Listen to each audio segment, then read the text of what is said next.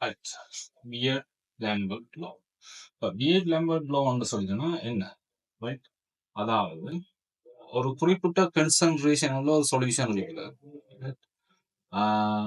நான் ஒரு இன்டென்சிட்டி லைட்ல ஒரு இன்டென்சிட்டி I0 இன்டென்சிட்டி உள்ள லைட்டை அனுப்புறேன்.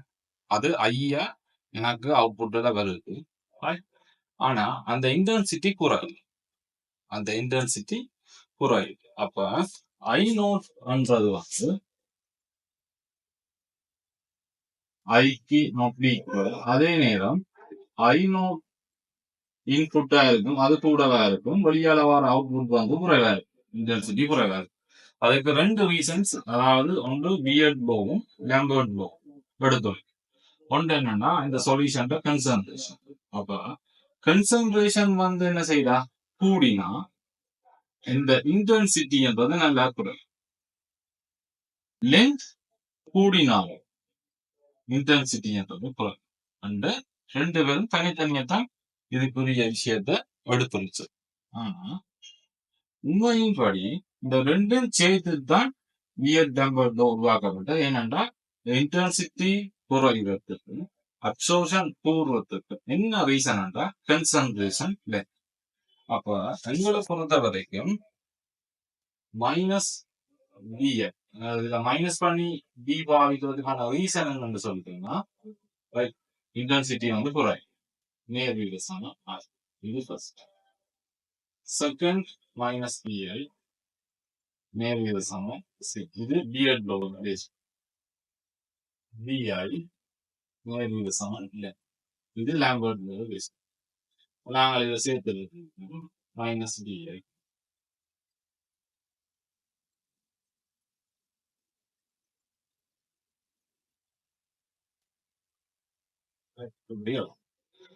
எனக்கு பிஐ ஓஐ சி. சரி, இப்ப நான் என்ன செய்யறேன்னு சரி, இதுல ஒரு கன்ஸ்டன்ட் யூஸ் பண்றேன் சாம்படுத்து. இப்ப இதை பொறுத்த வரைக்கும் எனக்கு இது எல் வந்து இதுல வந்து நோ, இதுல வந்து இந்த இடத்துல I0 இன்டென்சிட்டி, இதுல வந்து அப்ப நான் என்ன செய்யறேன், இதை நோட் எடுத்தா இதே இல்லை, இதை வந்து நான் என்ன செய்யறேன்னு சொல்லிட்டோம்னா I0 இதை நான் ஐ லிமிட் பண்ணி தொகை இன்டிகிரேஷன். அப்ப இன்டிகிரேட் பண்றேன் என்ன பிரச்சனை சொல்லுதுன்னா இவருக்கு வகையீடு மேல இருக்கு. அப்ப எல்என் நான் கொண்டு வரணும். ஆகவே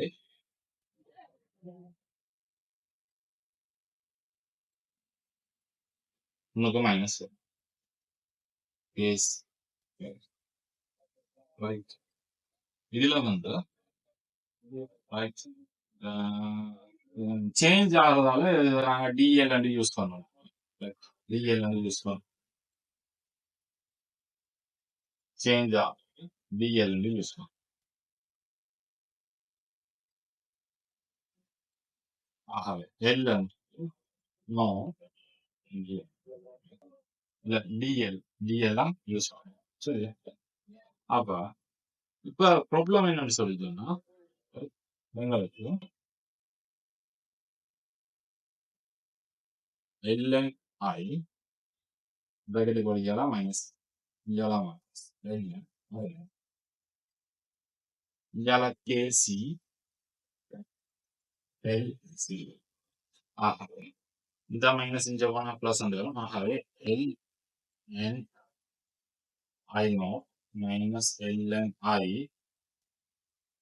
kc L. இதுல வந்து நான் கடைசியா எடுக்கிற விஷயம் ln I0 over I kcl. அப்ப இந்த ஈக்குவேஷனை நான் எடுத்துட்டேன். சரியா, இப்ப எனக்கு என்ன பிரச்சனை இருக்கா, இந்த முடிவை யூஸ் பண்ணலாம். அதாவது 2.303 log I0 over I கேசி. ஆகவே log I not over I K over சரியா? அப்ப I நாட் ஓவர் I என்பது இதுக்கு பதிலா எப்சிலன் சி எக்கு.